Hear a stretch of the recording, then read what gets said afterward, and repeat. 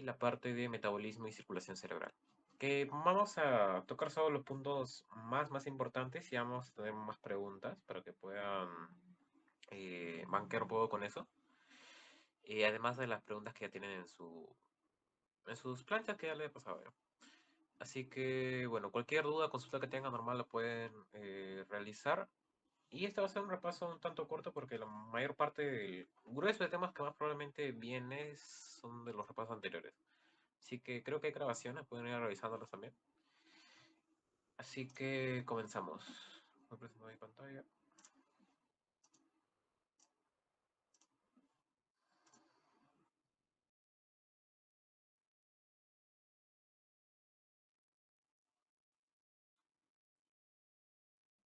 Se raya mi computadora un ratito.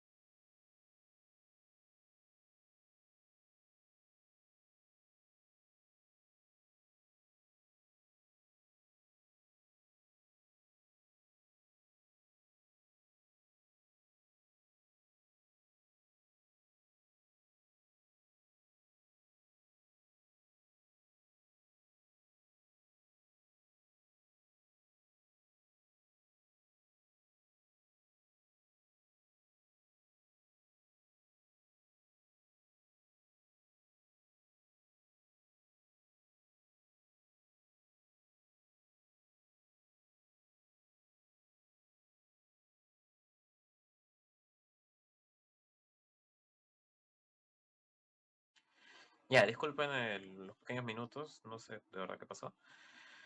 Ya, entonces vamos empezando sin mayor dilación la parte del repaso de neurofisiología, parte 3. Ya, primero algunas preguntas sencillas respecto de los temas que vamos a ver hoy para que puedan ir calentando. La primera es, ¿cuál de las siguientes estructuras tiene una función primaria en la coordinación del rango, fuerza y dirección del movimiento? Opción A, corteza motora primaria. Opción B, corteza motora premotora y motora suplementaria. Opción C, corteza prefrontal. D, ganglios basales. E, cerebelo. ¿Cuál creen que es?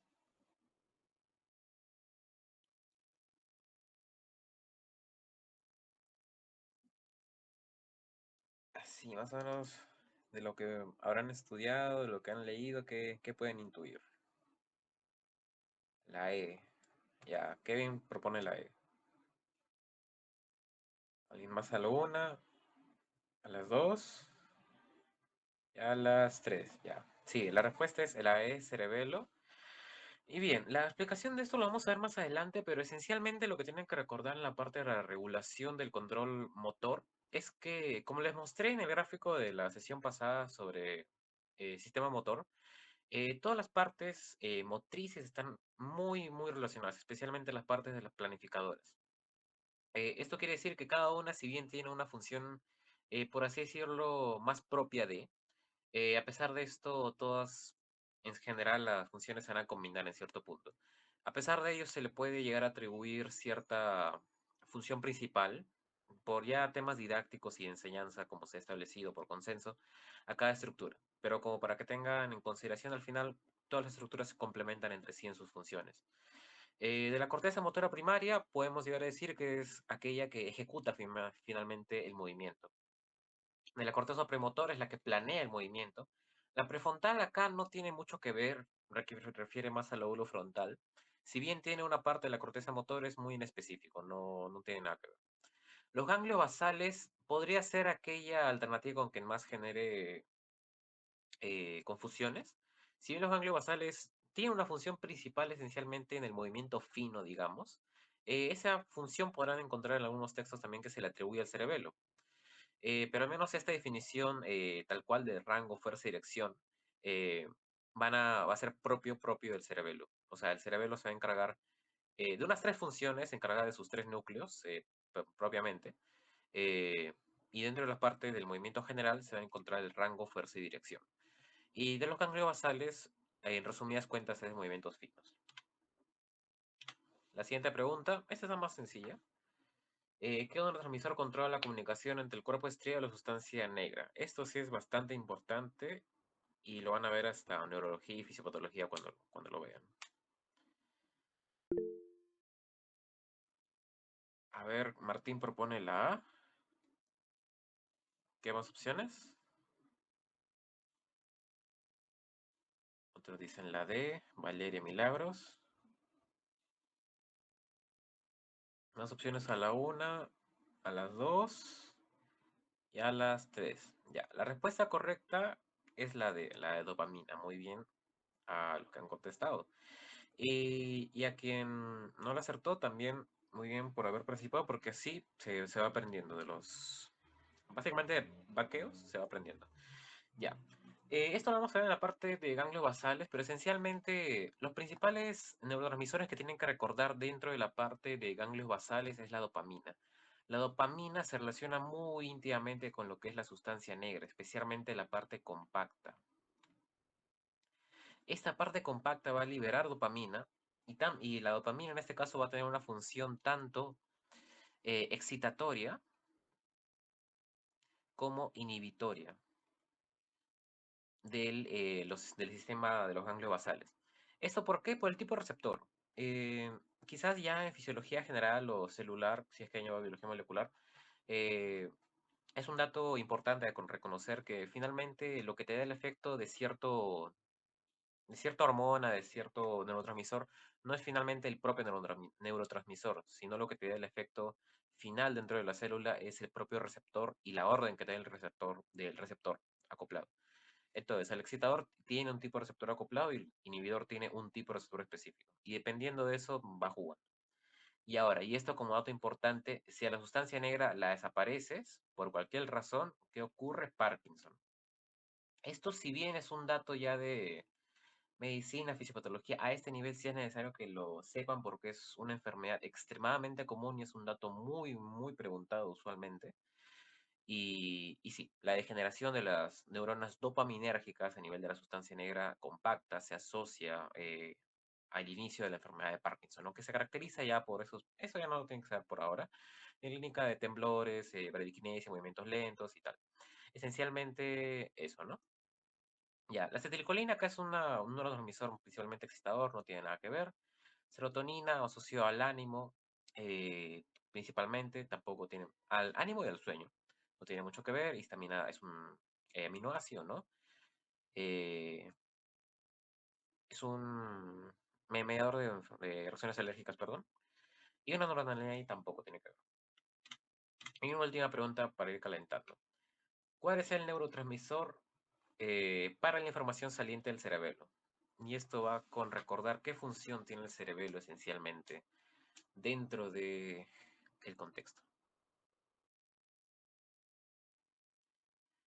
GABA, serotonina, glutamato, dopamina o noradrenalina. ¿Cuál es el principal de las eferencias cerebrales? ¿Alguna alguno a la una, a las dos? A ver, me proponen la C, si es que la C.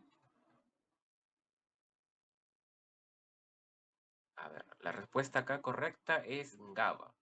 Y esto por una sencilla razón. Muchas gracias a los que han respondido. Es que el cerebelo tiene una función esencialmente inhibidora. O sea, si bien el cerebelo va a recibir una gran cantidad de aferencias dentro de su sistema, dentro de sus sistemas, que sus dos fibras principales son las fibras trepadoras y las fibras musgosas, tienen un gran tipo, una gran variedad de aferencias, de fibras de llegada. Pero cuando se trata de eferencias, son esencialmente inhibidoras. Por lo tanto, el neurotransmisor inhibidor por excelencia de todo el sistema nervioso central, como lo expliqué en la sesión, no recuerdo, con la primera creo, el GABA, el ácido gamma butírico, va a ser el principal asociado a esta función, el GABA. Por tanto, ninguno de los otros neurotransmisores que están asociados a principalmente glutamato, serotonina, funciones excitatorias, ¿no? Dopamina también, nora también, no van a tener mucho que ver con esta relación. El neurotransmisor principal es el GABA. ¿Por qué? Porque el cerebelo es esencialmente inhibidor de las funciones. Ya, y con esto pasamos ya a la sin un comentario. ¿El GABA proviene de la médula espinal? No necesariamente. Puede liberarse tanto. A ver, en la clase de médula espinal y de eh, reflejos, recordemos que cuando llega una neurona a la médula espinal, puede interconectarse con neuronas de Range o interneuronas y estas van a ser inhibidoras. Al ser inhibidoras van a liberar GABA también. Pero este GABA va a ser parte del sistema nervioso central y por tanto va a encontrarse en... pueden liberarse a nivel tanto central como puede ser el cerebelo. Pueden, por ejemplo, acá tenemos el cerebelo, genera una neurona que llega hasta acá y también libera GABA. ¿Cómo puede generar una aferencia que vaya directamente al sistema nervioso central a cierta parte del sistema motor? Porque como les expliqué, tiene una gran variedad de funciones. Y también que libere GABA. Esencialmente, en todos estos casos va a ser inhibidor del movimiento, ya sea a nivel craneal, a nivel medulloespinal, va a ser inhibidor. Y eso respondiendo a tu pregunta. Ujú. Gracias, Daniel. Ya, entonces, control del sistema motor. Generalidades. Bueno, acá solo repitiendo el cuadrito que les había compartido en la lección pasada, donde, bueno, acá están interactuando todos los niveles del sistema motor. Tenemos al cerebelo, la corteza premotora y los ganglios basales, principalmente. Acá lo pueden hacer el símil con planificadores, arquitectos. Acá podemos poner planificadores. Así es, Daniel. Muchas gracias. Los tres planificadores. Los siguientes vamos a tener a los capataces, los que van a comenzar a realizar el movimiento, van a mandarlo a hacer, que vamos a llamar los ejecutores.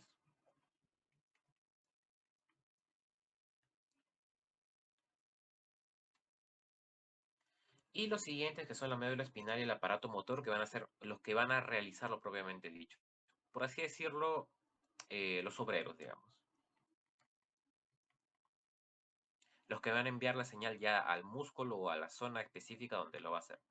Ahora, como pueden ver, cerebelo, corteza premotora y ganglios basales se relacionan entre los tres bidireccionalmente. O sea, lo que piensa el cerebelo lo va a pasar a la corteza premotora, lo que piensa los ganglios basales lo van a pasar también, y también entre ellos mismos. Por tanto, eso va a ser una comunicación, un diálogo constante entre todos para que pueda haber un correcto movimiento, ya que no es simplemente el movimiento de agarrar un vaso o agarrar un mouse como lo puedo hacer ahora, y ya. Sino que es con cuánta fuerza lo vas a hacer, en qué dirección, si es que ya he realizado el movimiento previamente, si es que lo he hecho muy fuerte y me he chocado, todas esas experiencias, incluso experiencias límbicas, que esto ya se va a conectar con el cerebelo y otras funciones, se van a conectar después con estructuras límbicas más profundas del cerebro y van a poder tener otras relaciones. Por ejemplo, no sé, si me ha pasado algo mientras moví el mouse, lo recuerdo y me puedo poner triste. Entonces, eso es un proceso mucho más complejo de lo que puede parecer, pero pueden recordarlo más que nada con este esquema general de planificadores, ejecutores y obreros. Y lo que vamos a ver ahora son los reguladores, esencialmente el cerebelo, corteza premotora y ganglios basales, los tres principales, porque los siguientes, médula espinal, aparato motor, ya hemos revisado la construcción muscular y los reflejos, que son los movimientos sin que haya mayor regulación. El tronco encefálico y corteza motor también lo vamos a revisar. Ya, entonces pasamos rápidamente a lo que es cerebelo. El cerebelo, para verlo rápidamente, ya sin definición, bueno, definición es una estructura neurológica que se encuentra en la bolsa infratentorial del cerebro, por debajo de la famosa casa del cerebelo o tentorio, y que bueno, tiene su propio espacio en la fosa posterior del cráneo. Esta va a tener una forma particular, va a tener una forma vermiforme, con dos hemisferios pequeñitos, y bueno, considerando eso, vamos a verlo como un cerebro pequeño. Justamente cuando se descubrió, se entendía esto como un cerebro pequeño. La primera parte, y la más filogenéticamente hablando, la más antigua, vamos a tener que es el vestíbulo cerebelo, donde se encuentra la parte del control del balance y movimiento ocular. También lo podrán encontrar como movimiento de la cabeza y equilibrio en esa parte, que se está asociado a la parte del núcleo del fastigio, también llamado núcleo del techo.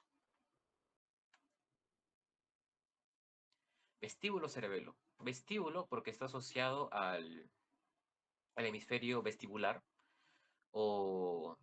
¿Cómo se llamaba? No recuerdo, pero una estructura al final del cerebro que es la más primitiva, que es el... no recuerdo el nombre, pero a veces anatomía, no importa. No. Bien, el siguiente parte es el ponto cerebelo, que va a tener conexiones específicamente con el tronco encefálico, con el puente y con el bulbo raquídeo, que va a estar encargado de la planeación e iniciación del movimiento, y donde va a estar envuelto el núcleo interpósito, que está formado por el núcleo globoso y emboliforme. Ahora, esto es una división más que nada didáctica, ya que van a poder encontrar bibliografías, el doctor Cero quizás también es consciente de ello, que realmente el núcleo interpósito también se tiene relaciones con el vestíbulo cerebelo. Y a veces el vestíbulo cerebelo se le puede atribuir un núcleo propio, que pueden ser los núcleos vestibulares.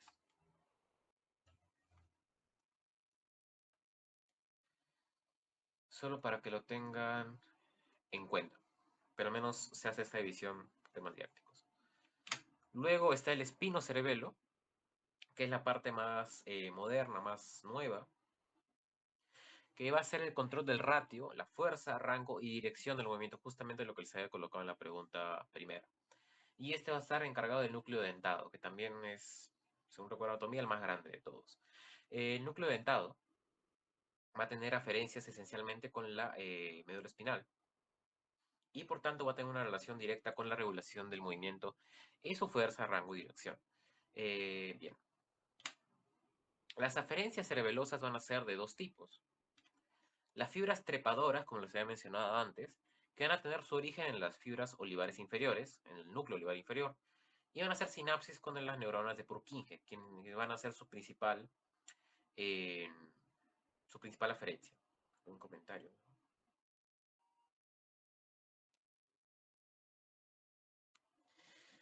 Eh, sí, creo el vermis. No, el vermis es la parte central. Ya me acordé, el flóculo. El hemisferio flóculo nodular, sí, que es la parte más antigua del cerebelo y que está acá hacia el fondo. Muchas gracias. Valeria, por hacerme acordar. Muchas gracias. Fibras trepadoras van a hacer sinapsis con las neuronas de Purkinje. Y esto se va a entender un poco mejor con la parte siguiente, donde va a estar el esquema de sus estructuras celulares. Pero bueno, al menos tengan esos dos datitos. Y las fibras musgosas, que no van a hacer sinapsis con otras, sino que con las células granulosas, de los glomérulos. Y van a originarse en múltiples centros. O sea, fibras trepadoras, olivares, y fibras musgosas, múltiples centros. ¿Y qué relación tienen las estructuras olivares? A estas, las olivas, son estructuras que quizás no las llegué a mencionar en la parte de auditivo, porque ese es un tema un poco complejo en realidad, pero lo pueden llegar a asociar con la parte de la audición y el aparato vestibular. ¿Y qué relación va a tener entonces esa estructura con esos, con el vestíbulo cerebral? Bien, mientras que las fibras musgosas ya tienen aferencia de otros lugares, corticales, del núcleo rojo, del núcleo de movimiento, de otras estructuras, de la médula espinal y tal. Y van a hacer sinapsis con las células granulosas. Mientras que las eferencias inicialmente todas van a surgir de las neuronas de Purkinje. Datos de la neurona de Purkinje, se habla que es una de las neuronas más grandes que existen. Fue descubierta inicialmente por Ramón y Cajal, y son la única aferencia cerebelosa por ahora que se ha estudiado. Y por tanto van a tener una función exclusivamente inhibitoria a través de GABA, ácido gamma butil, gamma aminobutírico. Y bueno, por tanto van a tener una función principalmente inhibitoria. Y se pueden preguntar rápidamente cómo es que puede regular la función, cómo puede realizar todas esas funciones a través de principalmente inhibiciones. Bueno, lo que pasa es que el cerebro tiene una tendencia a siempre generar señales mucho más elevadas de lo que tiende a hacer. Esto, aunado a otros procesos internos neuronales, y junto con la inhibición del cerebelo, permite que éste, con sus acciones, permita regularlo al rango donde debe ser. Las zonas, cuando se han realizado un movimiento muy bajo, muy lento, por así decirlo, y que tienen que ser activados con mayor fuerza, ya se encargan otras zonas. Podría ser, por ejemplo, la zona premotora de la planación, cuando se ha dañado una parte, o los ganglios basales también pueden estar involucrados, pero al menos cerebelo es únicamente inhibitorio. Y ahora, esta es la parte, es un esquema sacado del libro de Constanzo, ¿dónde están las capas del cerebro? Se pueden hablar del cerebro. Se pueden hablar de tres capas esencialmente: una capa molecular, una capa de células de Purkinje, que es la primera, segunda, y la tercera, que es la más profunda, que es la granular. Bueno, dentro de esto vamos a encontrar estructuras importantes. Primero, las fibras musgosas, que les había mencionado, que forman los glomérulos, estas estructuras, donde van a tener conexiones con dos células importantes: las células granulares o granulosas y las células Golgi tipo 2. ¿Qué va a hacer esto? Esencialmente van a generar aferencias con lo que son las fibras paralelas, que son estructuras que están formadas casi en el ápice de toda la capa del cerebelo, que están encontradas en la capa molecular. Ahora, estas señales van a ser principalmente inhibitorias, claramente, y estas se van a relacionar con las fibras de Purkinje, que van a ser grandes neuronas que van a tener muchas dendritas, muchas conexiones con estas fibras paralelas. Por tanto, cualquier mínima alteración de estas la van a activar. En las fibras trepadoras, en cambio, van a tener una conexión mucho más directa con eh, las neuronas de Purkinje, y por tanto estos se van a dirigir inmediatamente a los núcleos cerebelosos o núcleos vesiculares, y ahí van a comenzar a regular de manera inhibitoria a estas. Puede haber tanto eferencias directamente hacia los núcleos como eferencias directamente hacia la estructura foco o estructura diana cuando se necesite. Esta parte es más que nada histología, también la neurofisiología más avanzada, pero al menos en este punto no creo que sea preguntado, pero sí, al menos tienen que recordar que tiene tres capas: molecular, células de Purkinje granular, las células de Purkinje, su importancia en esto, y la estructura de los glomérulos, los famosos glomérulos, esta parte. Ya. Luego pasamos rápidamente a lo que son ganglios basales. Ya. Para no extraernos mucho, vamos a decir así en corto sus funciones, las cuales son regular las señales talámicas. Su principal referencia son regiones talámicas de la corteza motora, y regiones talámicas que van justo a estas regiones, las que va a inhibir a la corteza motora, y van a planear ejecutar movimientos finos principalmente. Ya.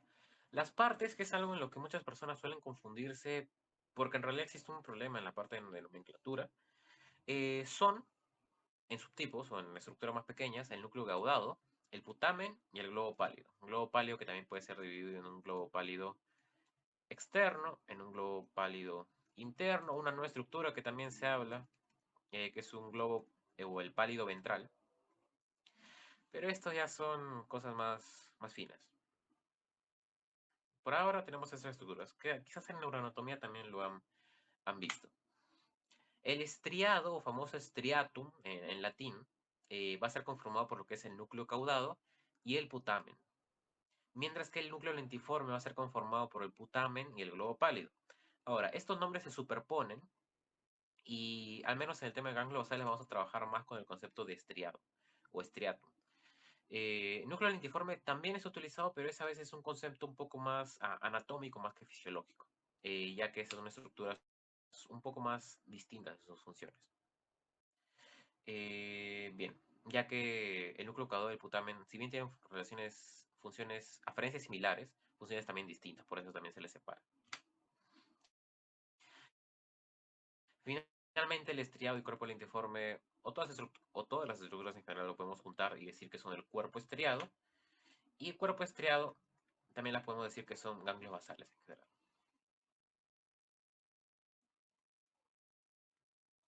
Ya. Y acá una pequeña imagen del néter, quizás la recuerdan en su curso de anatomía, donde se explica estas relaciones. Bien, acá se explica que está la parte del núcleo lentiforme, del globo pálido, la cola del caudado, que termina justamente en la amígdala. También se puede decir que parte de los ganglios basales forma la amígdala. También se menciona que el subtálamo también está incluido dentro de las estructuras que conforman a los ganglios basales, pero por su escasa importancia fisiológica, al menos en este nivel, no los he llegado a colocar, pero sí pueden llegar a conocerlos, que también se les considera de esa manera. Bien, bueno, acá está el núcleo caudado, está el cuerpo, la cabeza, el tálamo que está justamente medial a todos estos, y ya, son las partes más importantes. Al menos, siempre recuerden, estriado, conformado por núcleo caudado y putamen. El globo pálido es como que aparte. El circuito de los ganglios basales. En este nivel siempre se va a hablar de que los ganglios basales tienen una interacción principalmente motora, lo cual es cierto, pero los ganglios basales también van a tener otras funciones importantes. Por ejemplo, se asocia una función límbica, hay una vía, los ganglios basales con las estructuras límbicas, por eso su muy gran cercanía con lo que es la amígdala, que se relaciona a procesos efusivos, rápidos, intensos, reacciones. También se relaciona con el núcleo accumbens, que se relaciona a esta parte. Y bueno, tiene eso, tiene también funciones cognitivas. Enfermedad de Parkinson se ha descubierto, inicialmente no tanto, porque era complicado ver la inteligencia de una persona que no se puede mover muy bien. Pero sí se ha descubierto que existe cierto grado de desconexión o de reducción de la inteligencia o del coeficiente intelectual en personas que tienen una disminución o atrofia de los ganglios basales justamente por esta disminución de neuronas dopaminérgicas. Por tanto, los ganglios basales cuentan con varias funciones. Una de ellas, digamos, la más llamativa, es la parte motora, que es la que se estudia usualmente acá. En la parte motora vamos a tener una vía indirecta y una vía, ahí está acá, está listo. Una vía indirecta y una vía directa. La vía indirecta va a ser principalmente inhibitoria, mediado por el receptor D2, mientras que la vía directa va a ser principalmente excitatoria, mediado por el receptor D1, de justamente dopamina. Cada vez que les digan receptores D asociado a dopamina, de algún modo. Cuando lleven farmacología, parece que es el siguiente ciclo, también van a estar recordando la parte cuando vean neurolépticos o asociados a fármacos para esquizofrenia, así. Dopaminas, antidopaminérgicos, acá están actuando. Y de uno también, bueno, es un receptor de dopamina. ¿Mediado por qué neurotransmisor? Neurodopamina. Como les había mencionado, el neurotransmisor es el mismo, pero va a afectarse la vía justamente relacionada con el tipo de receptor. Si es de 2 va a ser inhibitorio, si es de 1 es excitatorio. Ahora, ¿por qué en Parkinson se genera un efecto principalmente inhibitorio del movimiento? O sea, si esto muere, esto también. Y lo inhibitorio. Pues bueno, ya por otras movidas más internas, el circuito inhibitorio es un poco más fuerte que el excitatorio. Y por tanto, cuando existe la disminución de dopamina, termina primando la función inhibitoria más que la excitatoria. Esa es la explicación. Ya. Este es el circuito. eh, ya. Realmente el circuito parte por corteza, que es donde le manda la señal que se va a realizar un movimiento, le manda el estriado. inicialmente siempre se va a estimular el estriado.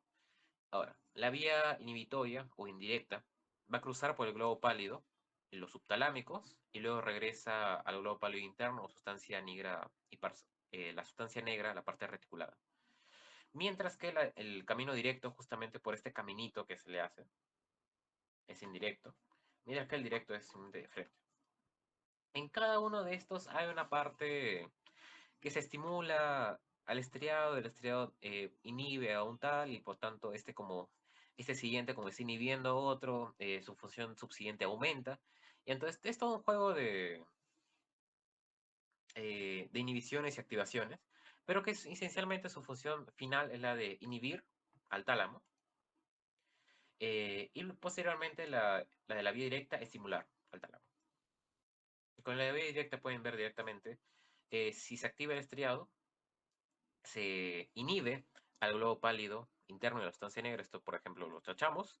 Y si tachamos estos, que tienen una función inhibitoria sobre el tálamo, por tanto no hay inhibición, por tanto hay activación. Entonces se activa el tálamo y hay activación de la corteza. De esa manera, la vía indirecta es lo mismo, solo que más largo y más intrincado. Por eso acá en el Constanzo también te lo coloca de esta manera, con más, menos, menos, más, o sea, activación, inhibición, inhibición. Si hay inhibición, inhibición, entonces hay aumento, aumento, al final inhibición y por tanto es inhibición. Esto, más o menos con la explicación que da previamente, lo pueden ya explicar. Es un poco intrincado, pocas veces preguntado, pero sí tienen que recordar al menos de qué trata la vía indirecta, que es inhibitoria, eso sí, claramente. Qué estructuras están relacionadas acá en cada vía. El globo pálido externo está relacionado, se transmite luego al núcleo subtalámico y luego al globo pálido interno. Tienen secciones, a pesar de ser secciones contiguas de la misma estructura neuroanatómica, tienen funciones distintas. Y la sustancia negra, la pars reticulata. Una pregunta muy común, ¿qué estructura de la sustancia negra o qué estructura en general es el mayor centro productor de dopamina?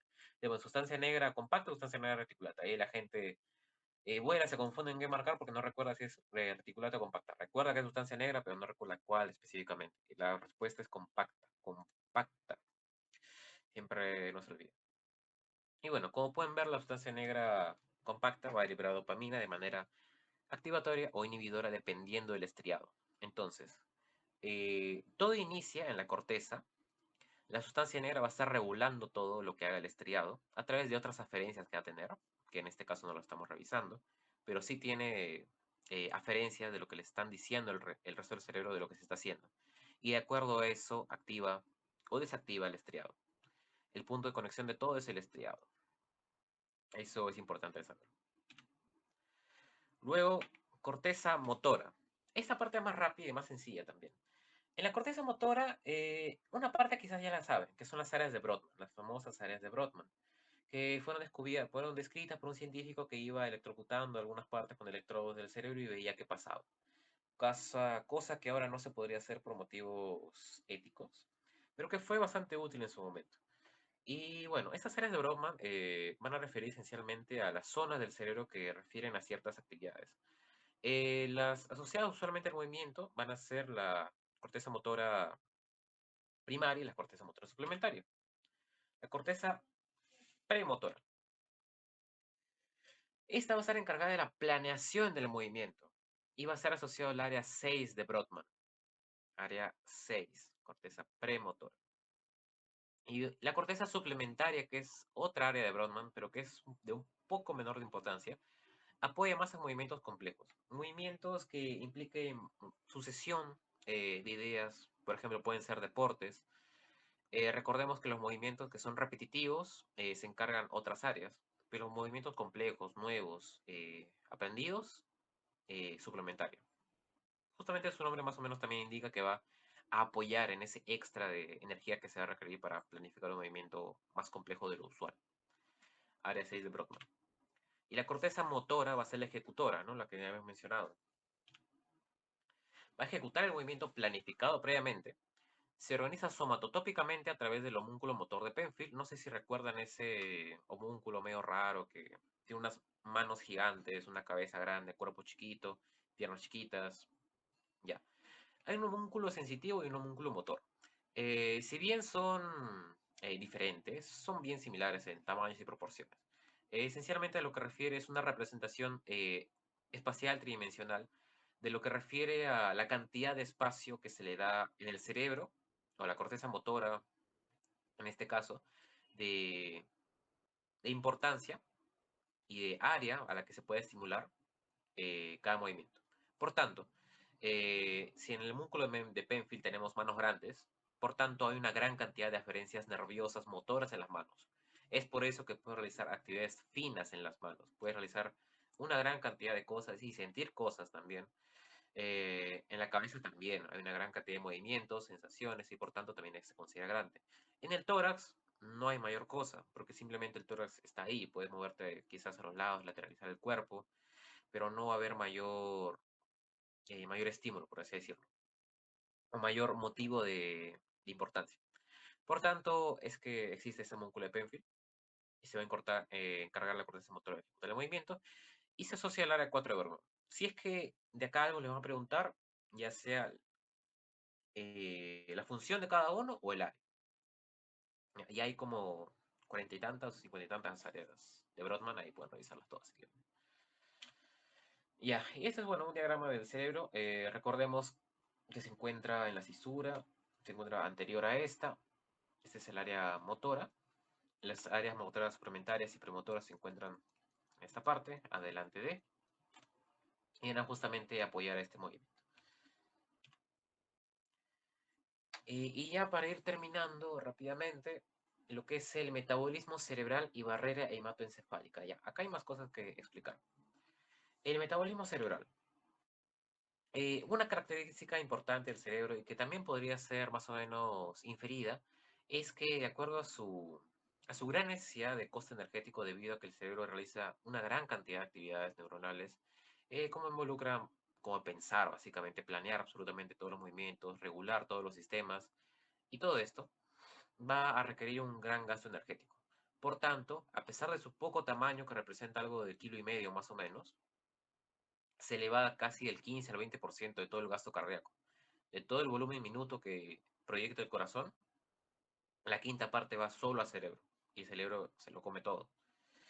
Bien. ¿Esto cuánto es en números netos? De 50 a 55 milímetros cada 100 gramos por minuto. Algo de 750 mililitros en promedio. Me parece que en sus días pues está 50. Tomen ese número. Ya. Sí que algo de 50 mililitros o 750 en promedio por minuto. Entonces el cerebro requiere una gran cantidad de energía. Ahora, ¿cómo va a consumir esa energía? Pues bueno, pues directamente de la sangre, ¿no? Pero lo que pasa es que la sangre no es una sustancia adecuada para el cerebro. Tiene una gran cantidad de citocinas, proteínas, fármacos, pueden tener drogas, pueden tener sustancias proinflamatorias, aminoácidos que pueden camuflar o actuar como neurotransmisores y alterar toda la función neurológica común. Por tanto, el cerebro ha considerado conveniente aislarse del mundo exterior, aislarse, y esto lo va a realizar a través de la barrera hematoencefálica. Esta barrera hematoencefálica va a estar mediado por qué células, los famosos astrocitos. Los astrocitos van a formar justamente esta barrera que, sumado también al esfuerzo del endotelio vascular, que va a ser especial, va a ser uno modificado, con un endotelio que no va a ser de paso, por así decirlo. El endotelio en la mayor parte del cuerpo va a ser simplemente con una estructura de paso, eh, de líquido intravascular al extravascular, solo como una pared. Pero en el endotelio cerebral sí va a jugar una gran cantidad de funciones, esencialmente de transportadores activos. Este va a estar revisando todo lo que entra y botándolo solo si es necesario al cerebro, al líquido intersticial. Entonces va a realizar una gran cantidad de funciones, encontró que tiene una gran cantidad de mitocondrias, por tanto trabajo motor. Entonces, el astrocito más endotelio va a formar todo lo que son la barrera hematoencefálica. Y ahora, eh, entonces el cerebro se va a alimentar a través de esto. Y ahora, ¿y dónde entra la parte del líquido cefalorraquídeo?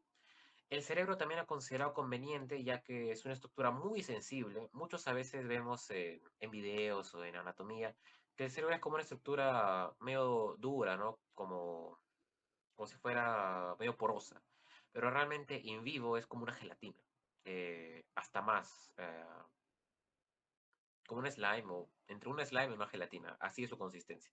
Así que es una estructura sumamente friable, muy tendiente a los golpes, a las hemorragias, a todos estos daños, ¿no?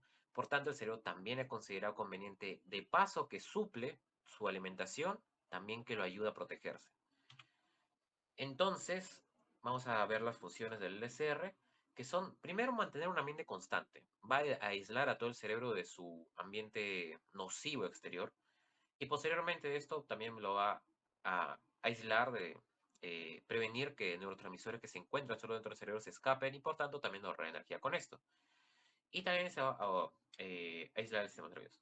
Ya, cómo funciona esta también se me había pasado a agregarlo. Es la de protección dinámica del cerebro.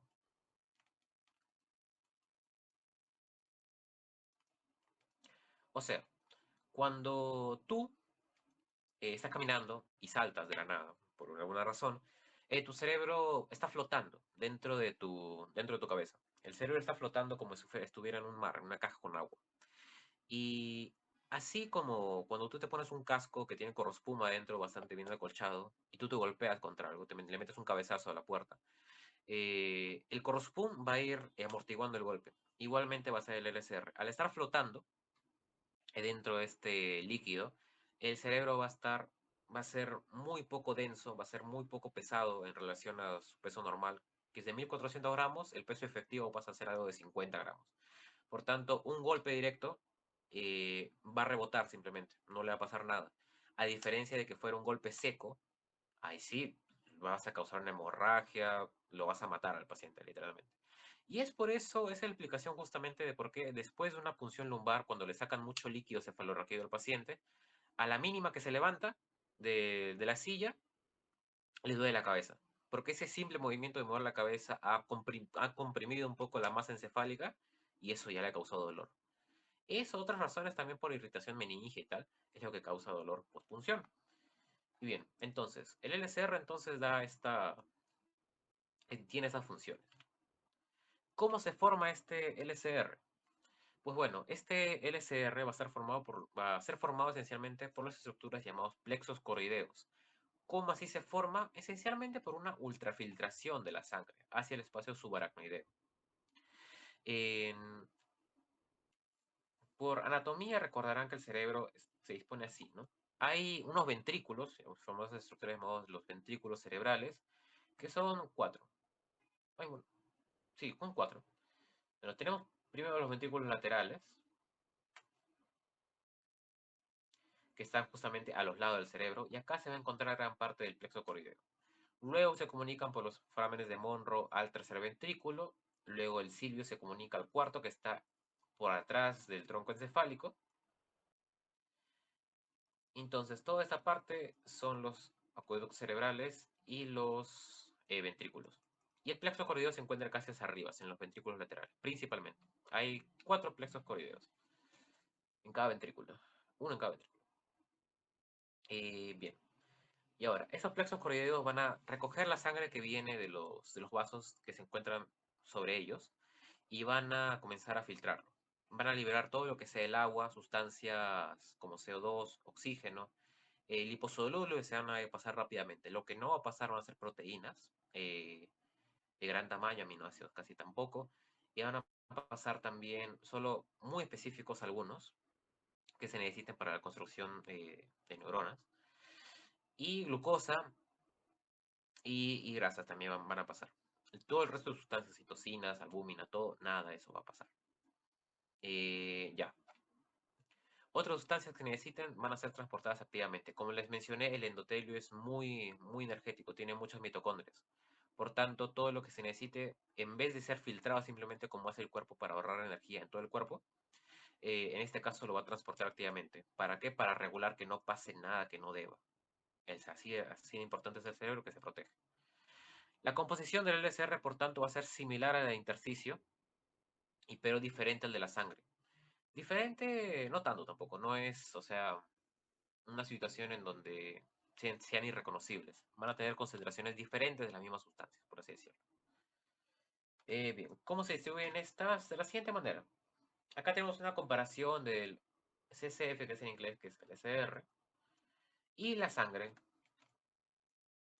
Bien, concentraciones donde el LCR y la sangre son iguales en sodio, en cloro, en bicarbonato y en osmolaridad. Bien, donde el LCR es menor que en la sangre. El potasio es menor, alrededor de 3 a 3.3.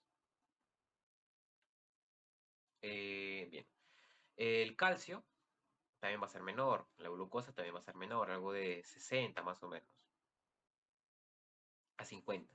Colesterol y proteínas también van a ser menores. ¿Por qué? Porque el aporte, si bien va a ser importante, tampoco se necesita en exceso. Y concentraciones de magnesio y creatinina va a ser mayores. Creatinina porque se va a almacenar justamente acá, y como hay mayor dificultad para ser transportado hacia afuera y ser excretado por los riñones, se va a ir acumulando un poco. Ya, entonces esas son las diferencias.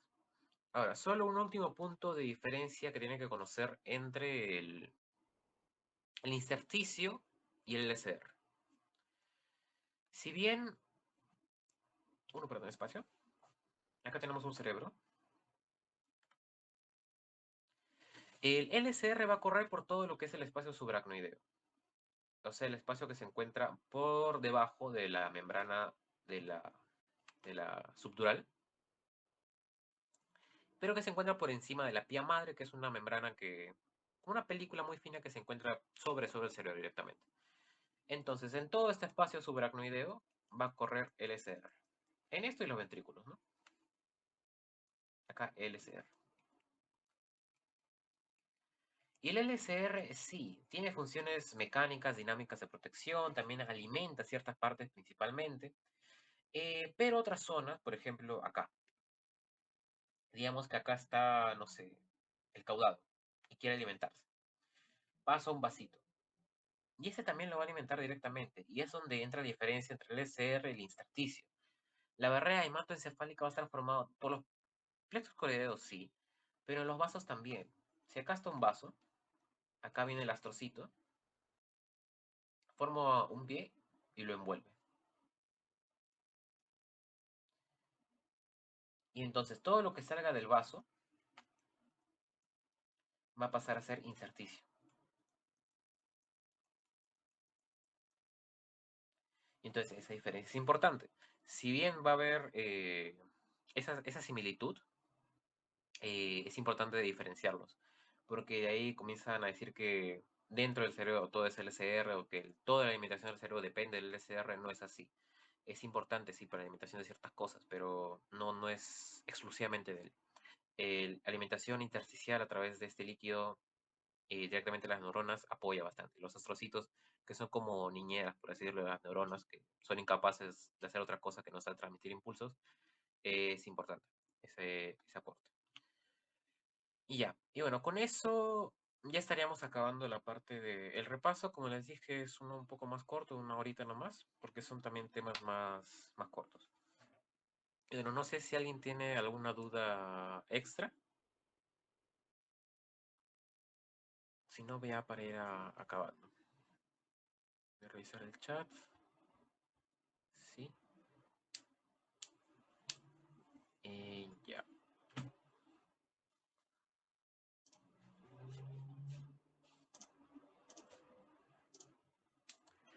Bien, parece que no hay mayores dudas.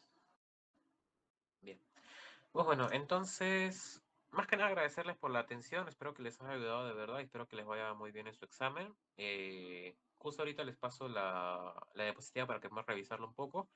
La referencia, si es que quieren ir a revisar algo antes de su examen, es el Constanzo, así rápidamente.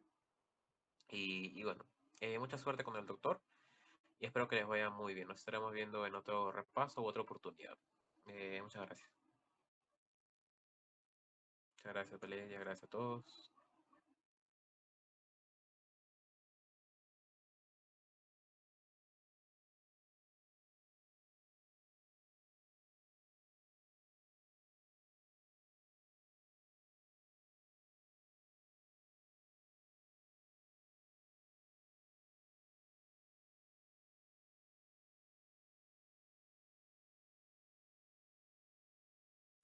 César.